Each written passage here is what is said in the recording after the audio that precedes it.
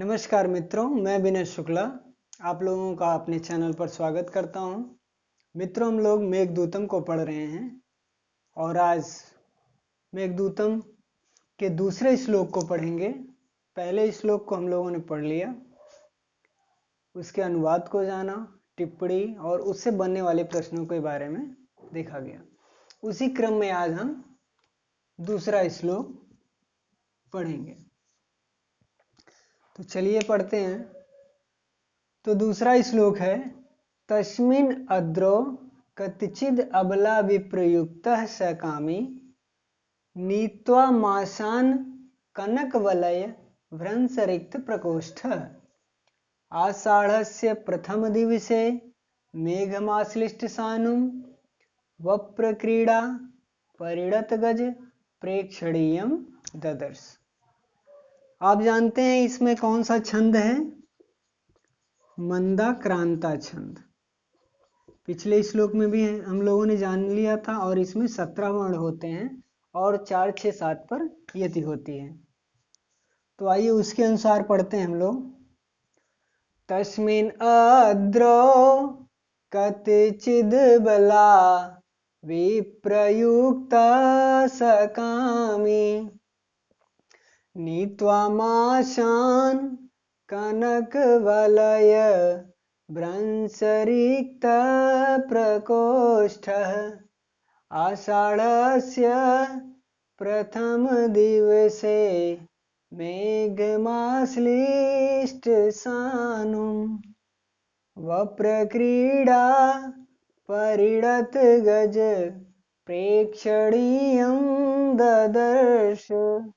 मंदाक्रांता छंद में 4, 6 और 7 पर यति होती है। तो आइए इस श्लोक का अनुवाद देखते हैं। तो आप यहाँ पढ़ने, तस्मिन् अद्रो कतिचिद अबला विप्रयुक्तः स कामी। स कामी यानी सह कामी।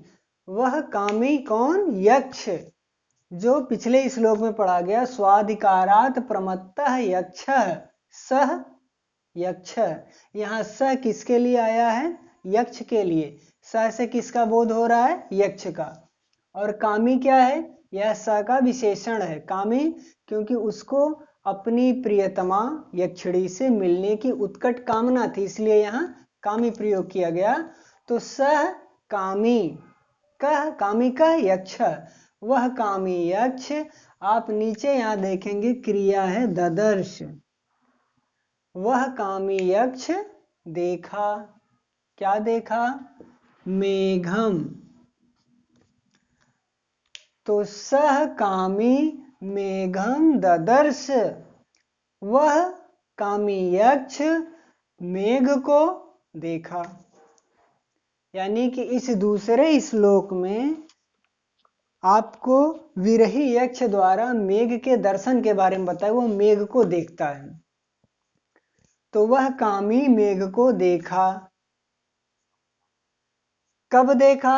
आषाढ़स्य प्रथम दिवसे मेघम ददर्श। सह कामी आषाढ़स्य प्रथम दिवसे मेघम ददर्श। वह कामी यक्ष आषाढ़ के प्रथम दिन या पहले दिन मेघ को देखा। मूल वाक्य आपको यही मिल गया, वह कामी यक्ष मेघ को देखा। अब इसमें कुछ मेघ के उदाहरण होंगे, विशेषण, और कुछ जो है यक्ष यानी उत्साह के विशेषण होंगे, और कुछ इस आषाढ़ के बारे में आगे मिलेगा आपको। प्रथम दिन में वह किसको देखता है? मेघ को देखता है। तो सह कामी आषाढ़ से प्रथम दिवसे मेघम ददर्श। वह कामी यक्ष आषाढ़ के पहले दिन मेघ को देखा। फिर आगे, मेघम आश्लिष्ट सानुम। आप यहां से तोड़ेंगे तो आश्लिष्ट सानुम। आश्लिष्ट माने चिपका हुआ और सानुम माने होता है चोटी। यहाँ देखेंगे मेघम में द्वितीय विभक्ति एक वचन और आश्लिष्ट सानुम में भी द्वितीय विभक्ति एक वचन। तो यह मेघम का विशेषण है। यानी विशेषण कौन? ये विशेष मेघम। आश्लिष्ट सानुम, कैसे मेघ को देखा? चोटी से सटे हुए। सानु पद का क्या अर्थ होता है? चोटी। तो चोटी से आश्लिष्ट माने चिपके हुए, मेघम ददर्श मेघ को देखा। सहकामी आश्लिष्ट सानु मेघम ददर्श, वह यक्ष चोटी से सटे हुए मेघ को देखा। कब देखा? आषाढ़ से प्रथम दिवसे, आषाढ़ महीने के प्रथम दिन या पहले दिन चोटी से सटे हुए मेघ को देखा। ये आपका एक मूल वाक्य मिल गया कि वह कामी यक्ष आषाढ़ के प्रथम दिन चोटी से चिपके हुए या सटे हुए मेघ को देखा। और एक चीज है यहाँ, वप्र क्रीड़ा परिणत गज प्रेक्षणीयम, यहाँ भी द्वितीय विभक्ति, यह भी मेघम का विशेषण है। वप्र क्रीड़ा परिणत गज प्रेक्षणीय, वप्र क्रीड़ा तिरछे खेल से मिट्टी के टीले उखाड़, जैसे आपने देखा होगा गांव में कई जानवर हैं अपने सींग से या खुर से क्या करते हैं, मिट्टी का टीला या किनारे उसको उखाड़ते हैं। तो वो क्या है? वप्र क्रीड़ा, यानी मिट्टी के टीले को दांतों से, क्योंकि यहाँ क्या है? गज, उखाड़ने के खेल में परिणत गज प्रेक्षणीयम, हाथी के समान, प्रेक्षणीय माने रमणीय या दर्शनीय, मेघम ददर्श मेघ को देखा। यानी कि दांतों से कह सकते हैं आप, तिरछे, वप्र क्रीड़ा, तिरछे दांतों के प्रहार से मिट्टी को उखाड़ने के समान, अर्थात तिरछे दांतों के प्रहार से मिट्टी के टीले को ढहाने के खेल में परिणत या खेल करने में हाथी के समान, प्रेक्षणीयम समान, दर्शनीय, मेघम ददर्श मेघ को देखा। तो आपको दो विशेषण मिल गया मेघम का, एक आश्लिष्ट सानुम और दूसरा वप्र क्रीड़ा परिणत गज प्रेक्षणीयम मेघम। प्रश्न पूछेगा वप्र क्रीड़ा परिणत गज प्रेक्षणीयम किम?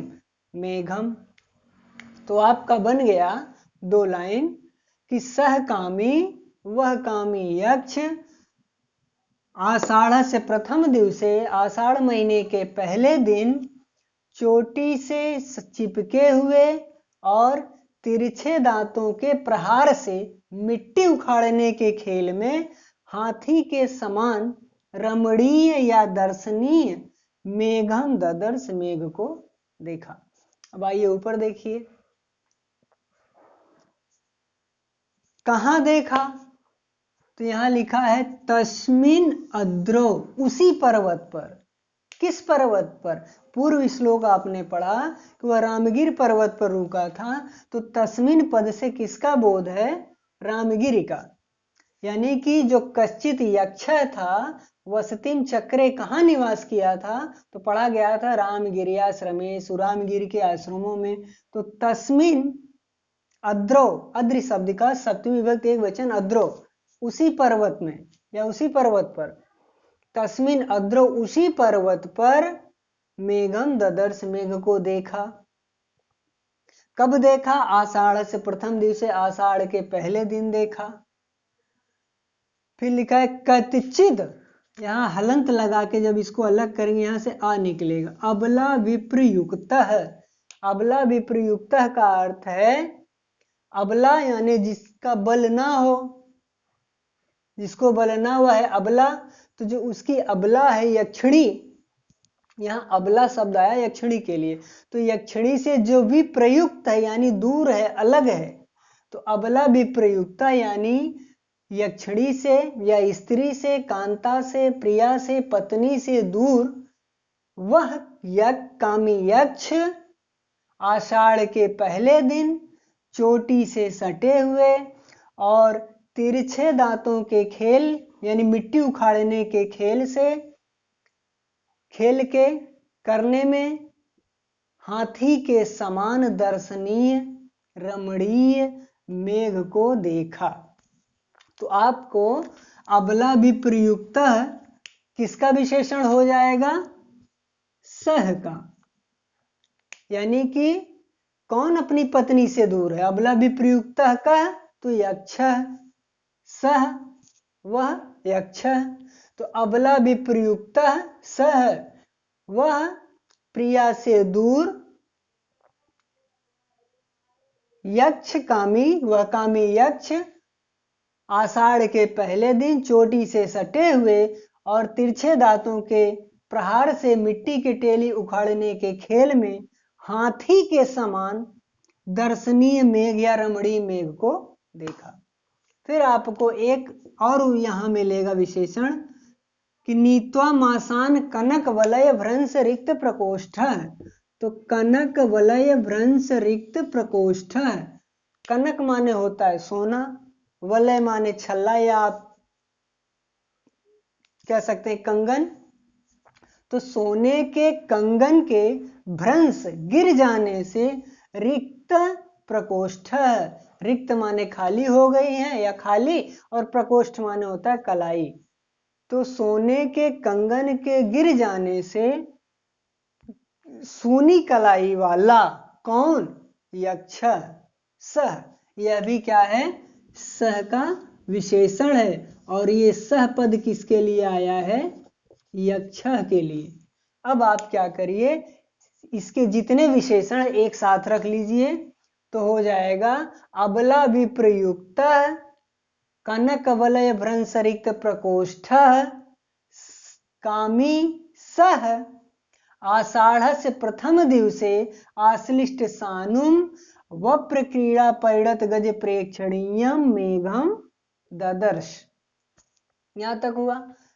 फिर आगे यहां लिखा है कतिचित कुछ, मासान महीने, नीत्वा माने बिताकर, है तो लेने अर्थ में, लेकिन ले नी धातु ले जाने अर्थ में, लेकिन यहाँ बिताने अर्थ में आया है कि कुछ महीने बिताकर, यानी कि तस्मिन अद्रो उसी पर्वत पर कतिचित मासान नीत्वा कुछ माह बिताकर अबला विप्रयुक्त प्रिया से बिछड़ा हुआ या जो दूर है ऐसा, और सोने के कंगन के गिर जाने से सूनी कलाई वाला कामी सह वह कामी यक्ष आषाढ़ के पहले दिन चोटी से सटे हुए या चिपके हुए और तिरछे दांतों के प्रहार से मिट्टी के टीले को ढहाने या गिराने के खेल में जो परिणत है ऐसे जो हाथी के समान रमणीय है ऐसे मेघ को देखा। अब आपसे प्रश्न पूछेगा हाथी से किसकी तुलना की गई? मेघ की। जैसे मान लीजिए यही पहाड़ है और मेघ यहाँ आके टकरा रहा है, तो इसको कालिदास ने दिखा दिया कि जैसे हाथी जानवर अपने सींग या खुर से क्या करते हैं, मिट्टी उखाड़ते हैं किनारे के या दांतों के प्रहार से, तो उसको क्या किया इन्होंने, मेघ से तुलना कर दी है। जैसे मेघ बार बार आकर के इस पहाड़ से टकरा रहा है तो वह कैसा दिख रहा है? हाथी के समान दिख रहा है। कौन? मेघ। तो अब आपका अन्वय बन गया कि तस्मिन अद्रो, यहां से लीजिए अबला विप्रयुक्त। अब देखिए सह के जितने विशेषण उनको आप पहले रख लीजिए, तो आपको यहाँ अबला विप्रयुक्त मिला, कामी मिला, कनक वलय भ्रंश रिक्त प्रकोष्ठ मिला। ये सह के 3 आपको विशेषण मिले। आपसे प्रश्न पूछ सकता है अबला विप्रयुक्त का तो यक्ष, कनक वलय भ्रंश रिक्त प्रकोष्ठ का यक्ष, या हिंदी में पूछ ले कि प्रिया से वियुक्त है कौन? अपनी स्त्री से कौन वियुक्त है? यक्ष, कुबेर, मेघ या इनमें से कोई नहीं, ऐसे विकल्प दे दे। तो स्त्री से वियुक्त कौन है? पत्नी से यक्ष। वो अलकापुरी में, और इसको शाप मिला 1 वर्ष का, और यह रामगिर पर्वत पर है। या ऐसे कर दे सूनी कलाई वाला है तो कौन? यक्ष। किसके स्वर्ण कंगन गिर गए हैं? यक्ष के। तो आपको यहां 3 विशेषण मिल गए। अगर विशेषण से प्रश्न पूछेगा कि अबला विप्रयुक्त से किसका बोध हो रहा है, यक्ष का। सह से किसका बोध हो रहा है, यक्ष का। कामी पद किसके लिए आया है, तो यक्ष के लिए। कनक वलय भ्रंश रिक्त प्रकोष्ठ किसके लिए आया, तो यक्ष के लिए। आश्लिष्ट सानुम किसका विशेषण है, मेघम का। सानुम पद का अर्थ है चोटी, आश्लिष्ट पद का अर्थ है चिपका हुआ, सटा हुआ। वप्र क्रीड़ा परिणत गज प्रेक्षणीयम किम मेघम, यानी यह किसका विशेषण है, तो मेघ का विशेषण है। ददर्श का अर्थ है देखा। ये दृश्य किस धातु का है, किस लकार का, ऐसे भी प्रश्न पूछ सकता है। तो ददर्श में क्या है, दृश्य धातु है, और अगर लकार पूछे तो लिट लकार है। प्रेक्षणीयम में अगर पूछ रहा है कि इसकी व्युत्पत्ति, तो प्र उपसर्ग पूर्वक ईक्ष धातु में यहाँ डी अनीय सीधे दिखाई पड़ रहा है, अनियर प्रत्यय है। और नीत्वा में सीधे आपको त्वा प्रत्यय दिखाई पड़ रहा है ना, नी त्वा। विप्रयुक्तम में वि उपसर्ग प्र उपसर्ग युज धातु ता प्रत्यय या कत प्रत्यय लगा है। और आप अगर देखें यहां पर तो ठीक है, इससे प्रश्न बन सकते हैं यहां तक। यानी कि या तो आपसे हिंदी में प्रश्न पूछ लेगा कामी पद से किसका बोध हो रहा है, या कामी शब्द किसके लिए है, स किसका बोध हो रहा है, या तस्मिन, यहाँ तस्मिन से किस पर्वत का बोध हो रहा है, तो रामगिरी पर्वत का, है ना। या तस्मिन अद्रो में कौन सी विभक्ति है, सप्तमी विभक्ति है। तस्मिन भी सप्तमी, अद्रो भी, यानी अद्रि शब्द का सप्तमी एक वचन का रूप है। कतिचित मासान नीत्वा, कुछ महीने बिताकर, यहाँ मासान से कितने महीने का बोध हो रहा है, तो 8 महीने बीत चुके हैं। आपको जो 4 माह शेष बचे आपको उत्तर मेघ में मिलता है कि शेष 4 मास को आंख मीच करके बिता लो। तो वहां जब ये कहा गया केवल 4 माह शेष बचे हैं, तो इसका मतलब कतिचित मासान नीत्वा, कुछ माह बिताकर, यानी 8 माह बिता कर बीत चुका है। तो मासान से कितने माह का बोध हो रहा है, 8 माह का। तो यहां तक है। बाकी छंद पूछेगा तो पूरे ग्रंथ में मंदाक्रांता ही छंद है। लेखक कालिदास है। खंड काव्य गीत काव्य मेघदूतम ग्रंथ का है। इस तरह से आपको प्रश्न बन सकते हैं।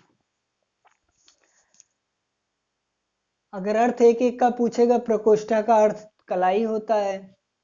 सानुम का चोटी बता ही दिया। अद्रि शब्द का अर्थ पर्वत होता है ना। प्रेक्षणीय दर्शनीय कह सकते हैं, रमणीय। मेघ ने यक्ष ने मेघ को किस महीने में देखा, तो आषाढ़ में देखा, आषाढ़ के पहले दिन देखा, ऐसे भी प्रश्न बन सकता है। आषाढ़ के प्रथम दिन यक्ष ने किसको देखा, मेघ को देखा, इस तरह से प्रश्न हो सकता है। अपनी पत्नी से वियुक्त कौन है, विकल्प में दे देगा यक्ष, कुबेर इत्यादि, या इनमें से कोई नहीं, तो यक्ष हो जाएगा। किसके सोने के कंगन गिर जाने से उसकी कलाई सूनी हो गई, तो यक्ष की, ऐसे भी प्रश्न हो सकता है। चोटी से सटा हुआ है क्या, तो मेघ। और ज्यादातर इससे ज्यादा प्रश्न बनेंगे नहीं। फिर प्रत्यय वगैरह पूछेगा, यहाँ बता ही दिया कि विप्रयुक्ता में वि उपसर्ग प्र उपसर्ग युज धातु कत प्रत्यय या ता प्रत्यय के लिए नि धातु है। नि धातु में आप कह सकते हैं कत्वा प्रत्यय है। प्रेक्षणीय में प्र उपसर्ग पूर्वक ईक्ष धातु है, अनियर प्रत्यय लगा है। ददर्श में दृश्य धातु है, लिट लकार है। तो इतने तरह के प्रश्न इसमें से बन सकते हैं। अगर ये वीडियो पसंद आया तो आप लोग लाइक कीजिए, शेयर कीजिए, नहीं पसंद आया तो डिसलाइक भी कीजिए। ठीक है, वीडियो देखने के लिए धन्यवाद। आपको फिर नेक्स्ट वीडियो अगला श्लोक मिलेगा। धन्यवाद।